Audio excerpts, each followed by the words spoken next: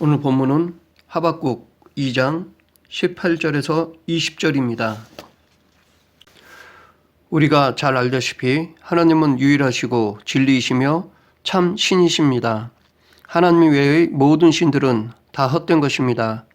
하나님은 세상 만물뿐 아니라 인간을 창조하셨습니다. 그리고 인간을 창조물 중심에 두셨습니다. 즉 모든 자연세계는 인간을 위해 창조하신 것입니다.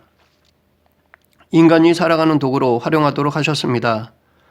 그만큼 하나님은 피조물 중에 인간을 가장 사랑하십니다. 그래서 하나님은 인간이 자기 아닌 피조물을 섬기는 것을 싫어하십니다. 그렇게 하지 않도록 우상 숭배에 대해 상당히 경계하셨습니다. 그 경계는 십계명에서 확실하게 알 수 있습니다. 너를 위하여 새긴 우상을 만들지 말고 또 위로 하늘에 있는 것이나 아래로 땅에 있는 것이나 땅 아래 물속에 있는 것에 아무 형상이든지 만들지 말며 그것들에게 절하지 말며 그것들을 섬기지 말라. 이렇게 하나님은 자신이 만든 피조물을 섬기지 말라고 명하셨습니다. 그렇기 때문에 우리는 하나님께서 싫어하시는 우상 숭배를 하지 않을 뿐 아니라 부지 중에 행하지도 않아야 합니다. 때론 종교적 열심이 잘못되어 우상을 섬기는 경우가 있을 수 있습니다. 한 예로 열왕기하 18장 4절에는 히스기야 왕이 놋뱀을 부순 사건이 나옵니다. 과거 이스라엘 백성들이 광야에서 불순종하여 하나님께서는 불뱀을 보내셨습니다. 불뱀에 물려 죽자 모세가 하나님께 기도했습니다. 하나님께서는 놋으로 뱀을 만들어 그것을 바라보는 자들을 살려주셨습니다. 이렇게 놋뱀은 죽어가는 사람을 살리는 도구였습니다. 즉 하나님의 은혜의 통로였습니다. 그러나 후대 이스라엘 백성들은 그것에 분향하며 우상으로 섬겼습니다. 그래서 히스기야 왕은 우상으로 섬기는 놋뱀을 부수었습니다. 한때는 하나님이 쓰신 구원의 도구였지만 사람들은 그것을 우상화했습니다. 또 다른 예로 성경에 원본이 없는 이유를 들 수 있습니다. 성경 원본이 없는 이유는 아마도 만약 원본이 있다면 그 자체를 신격화할 수 있기 때문입니다. 그 원본 자체가 우상이 될 수 있습니다. 이와 비슷한 예로 법궤가 없는 이유를 들 수 있습니다. 하나님께서 법궤를 없앤 이유도 아마 이스라엘 백성들이 이렇게 우상화할까 봐서였을 것입니다. 실제로 사무엘 당시 엘리의 아들들과 이스라엘 백성들은 법궤를 우상화했습니다. 법궤는 하나님의 임재의 상징이었습니다. 그러나 그들은 법궤 그 자체에서 힘이 발휘되는 것으로 여겨 하나님은 섬기지 않고 법궤 그 자체만 의지하였습니다. 마치 요술램프처럼 여겼던 것입니다. 그로 인해 결국 엘리의 두 아들이 죽고 법궤는 빼앗기고 말았습니다. 그들의 이러한 모습도 우상 숭배가 될 수 있습니다. 이것은 교회의 물건이나 어떤 조직이나 프로그램도 우상화될 수 있다는 것을 보여주는 것이라 할 수 있습니다. 예수님을 믿고 순종하는 것보다 특별한 제자 훈련을 받아야 구원의 반열에 서는 것처럼 생각하는 것도 우상 숭배가 됩니다. 하나님은 질투하시는 하나님이십니다. 그래서 만약 인간이 우상 숭배를 하면 그냥 지켜보고만 계시지 않습니다. 반드시 그것에 대해 징계하십니다. 그에 대한 증거를 우리는 성경의 이스라엘 역사를 통해 확실히 알 수 있습니다. 남유다, 북이스라엘이 멸망한 이유가 무엇입니까? 첫째, 우상 숭배했기 때문입니다. 둘째는 이를 행하지 않았기 때문입니다. 우상 숭배는 하나님과의 관계에서, 불의는 사람과의 관계에서 지은 죄입니다. 이 둘의 관계가 바르지 못했기 때문에 그들은 하나님께 심판을 받았습니다. 그 심판으로 북이스라엘과 남유다가 각각 포로로 잡혀갔던 것입니다. 그만큼 하나님은 우상 숭배에 심판이 제일 큰 무게를 두십니다. 오늘 본문을 통해 우상 숭배의 무익함에 대해 살펴보겠습니다. 우상이 무익한 이유가 무엇입니까? 첫째, 우상은 거짓 스승이기 때문에 무익합니다. 오늘 본문 18절, 19절 상반절 새긴 우상은 그 새겨 만든 자에게 무엇이 유익하겠느냐? 부어 만든 우상은 거짓 스승이라 만든 자가 이 말하지 못하는 우상을 의지하니 무엇이 유익하겠느냐? 나무에게 깨라 하며 말하지 못하는 돌에게 일어나라 하는 자에게 화 있을진저 그것이 교훈을 베풀겠느냐? 우상이 왜 거짓 스승입니까? 우상은 말하지 못하기 때문입니다. 말하지 못하면 가르칠 수 없습니다. 교훈을 줄 수 없습니다. 그럼에도 불구하고 우상으로부터 가르침을 받은 사람은 무엇입니까? 우상 숭배자들이 가르침을 받았다고 주장하는 것은 거짓말입니다. 그 가르침은 다 사람들이 지어낸 것들입니다. 그러므로 우상을 숭배하는 것은 우상 숭배자들의 속임에 넘어가는 것입니다. 세상의 거짓 예언자들은 우상을 이용하여 사람을 속입니다. 두려움을 주어서 자기들을 잘 따르도록 만듭니다. 지금 이단들의 모습이 그렇습니다. 결국 우상은 거짓말을 가르쳐주는 거짓 스승일 뿐입니다. 우상이 무익한 이유가 무엇입니까? 둘째, 우상은 생명이 없기 때문에 무익합니다. 19절 하반절입니다. 이는 금과 은으로 입힌 것인즉 그 속에는 생기가 도무지 없느니라. 그러면 우상은 왜 생명이 없을까요? 새겨 만들었기 때문입니다. 부어 만들었기 때문입니다. 한마디로 인간의 손으로 만들었기 때문입니다. 이처럼 우상은 인간의 피조물입니다. 인간은 사람과 비슷한 혹은 사람보다 뛰어난 로봇을 만들 수 있습니다. 그러나 그 로봇은 생명이 없습니다. 스스로 움직일 수 없습니다. 미리 입력한 프로그램에 의해 움직이는 것입니다. 인간은 생명을 만들 수 없습니다. 그렇기 때문에 정작 우상을 숭배하는 사람들은 살아있는 듯 하지만 죽은 자입니다. 그래서 시편 기자도 시편 135편 16절부터 18절에서 입이 있어도 말하지 못하며 눈이 있어도 보지 못하며 귀가 있어도 듣지 못하며 그들의 입에는 아무 호흡이 없나니 그것을 만든 자와 그것을 의지하는 자가 다 그것과 같으리로다 라고 하였습니다.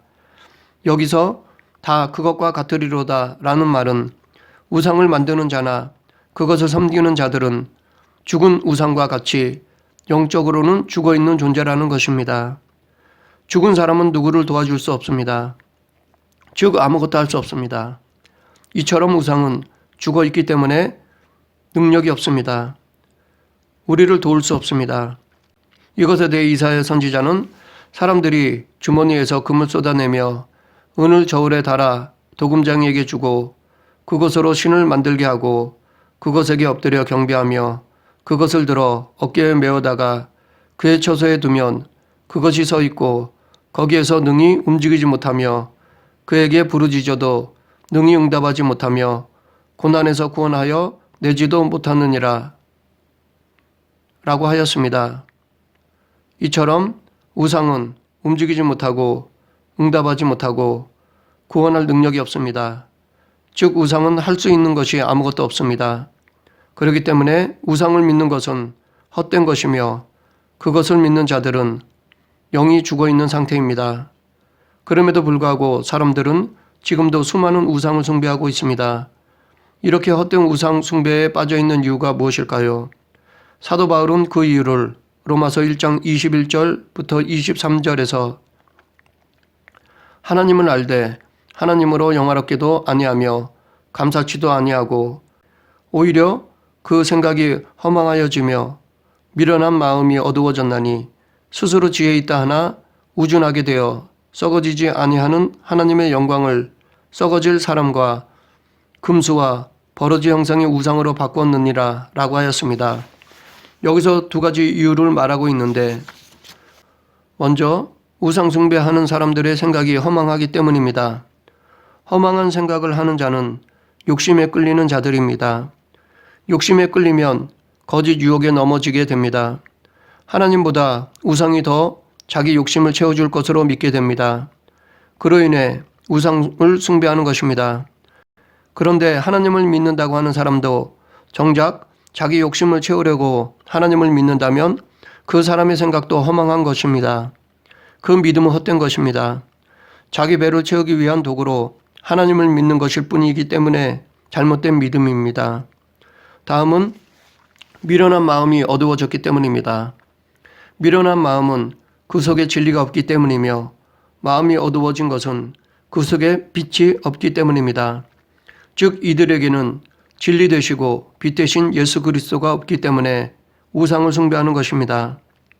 모든 인간은 마땅히 예수 그리스도를 모셔야 하는데 그 진리 되시고 빛 되신 예수 그리스도를 모시지 않으면 그 빈 자리에는 반드시 헛된 우상이 들어오기 마련입니다.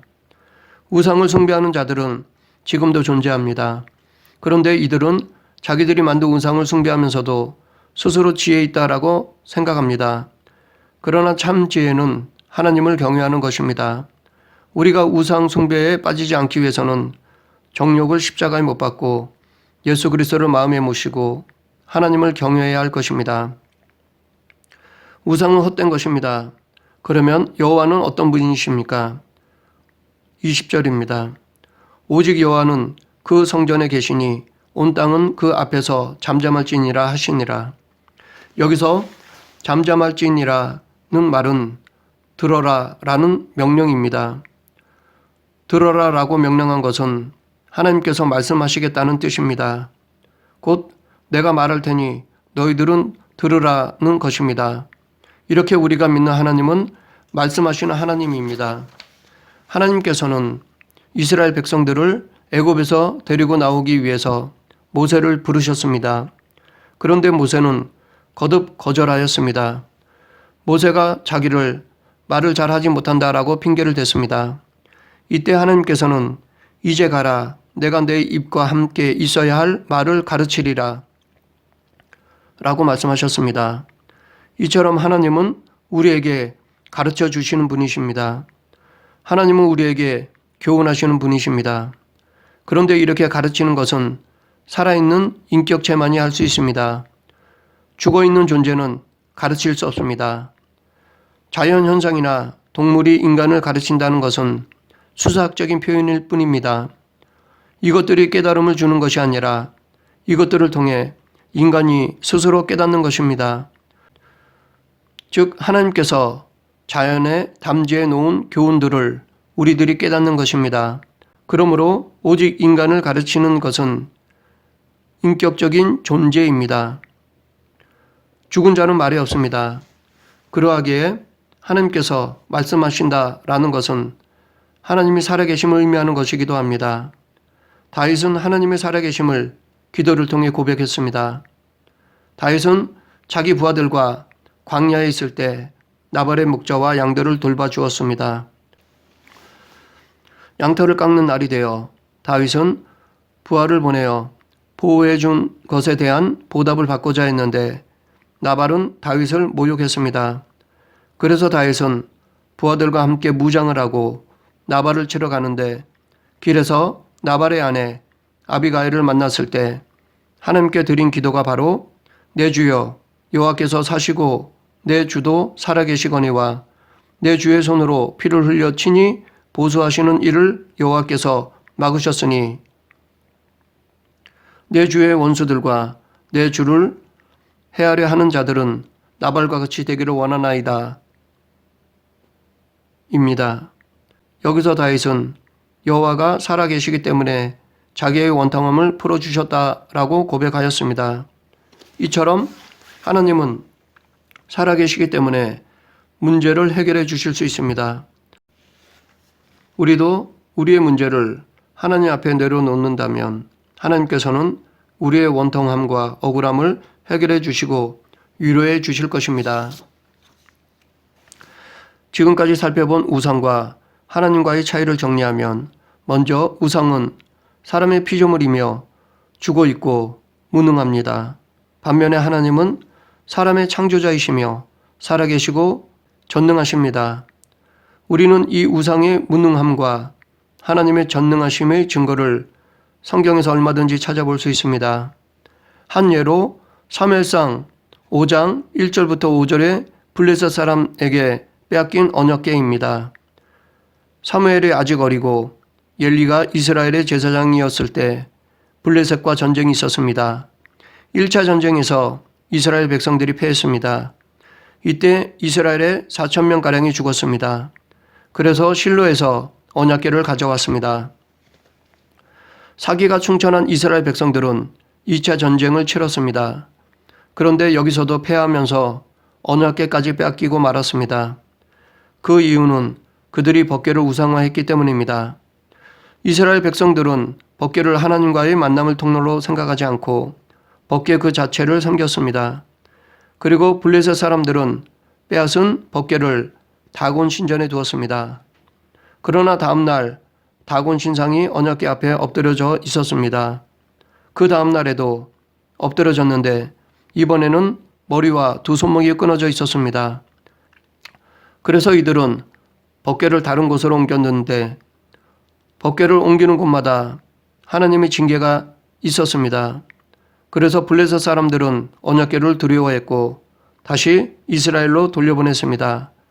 이처럼 우상은 무능력하지만 하나님은 전능하십니다. 또 다른 예를 보면 열왕기상 18장 20절부터 40절에 나오는 갈멜산에서 바알 선지자들과 엘리야의 대결입니다.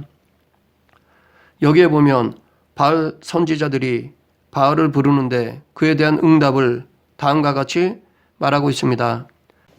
그들이 받은 송아지를 가져다가 잡고 아침부터 낮까지 바알의 이름을 불러 이르되 바알이여 우리에게 응답하소서 하나 아무 소리도 없고 아무 응답하는 자도 없으므로 그들이 그 쌓은 제단 주위에서 뛰놀더라. 이에 엘리야가 큰 소리로 부르라고 조롱했습니다. 그러자 그들은 큰 소리로 부르고 칼과 창으로 그들의 몸을 상하게 했습니다. 하지만 결국은 이같이 하여 정오가 지났고 그들이 미친 듯이 떠들어 저녁 소재 드릴 때까지 이르렀으나 아무 소리도 없고 응답하는 자나 돌아보는 자가 아무도 없더라 였습니다. 반면에 엘리야가 하나님께 기도했을 때 하나님은 이에 여호와의 불이 내려서 번제물과 나무와 돌과 흙을 태우고 도랑에 물을 핥은지라. 하늘에서 불을 내려 젖어있던 번제물과 나무와 돌과 흙을 태우고 도랑의 물까지 다 말렸습니다. 이처럼 우상은 무능력하지만 하나님은 전능하십니다. 말씀을 정리하겠습니다. 우상이 무익한 첫 번째 이유는 우상은 거짓 스승이기 때문입니다. 말하지 못하기 때문에 거짓 스승입니다. 가르침을 주지 못하기 때문에 거짓 스승입니다. 우상이 무익한 두 번째 이유는 우상은 생명이 없기 때문입니다. 사람들이 세계 만들었기 때문에 생명이 없습니다. 사람들이 부어 만들었기 때문에 생명이 없습니다. 이렇게 우상은 말하지 못하고 만들어진 것입니다. 반면에 하나님은 말씀하시는 분이십니다. 교훈하시는 분이십니다. 이 세상을 창조하신 분이십니다. 즉 하나님은 우리를 지으시고 가르치시는 분이십니다. 그러므로 우리는 헛된 우상을 경계하고 하나님만 섬겨야 할 것입니다. 지금도 우리들에게 말씀하시며 가르쳐 주시는 하나님을 믿고 따르는 저와 여러분이 되길 간절히 축원합니다. 기도하겠습니다. 사랑의 하나님 감사합니다. 저희들도 부지 중에 하나님보다 더 의지하는 것이 있는지 저희 삶을 뒤돌아보게 하시고 있다면 과감히 내버리게 하여 주시옵소서. 하나님 외에 그 무엇도 믿음의 대상으로 삼지 않게 하여 주시옵소서. 오직 삼위일체 하나님만 섬기는 그리스도인이 되게 하여 주시옵소서. 예수님 이름으로 기도드립니다. 아멘.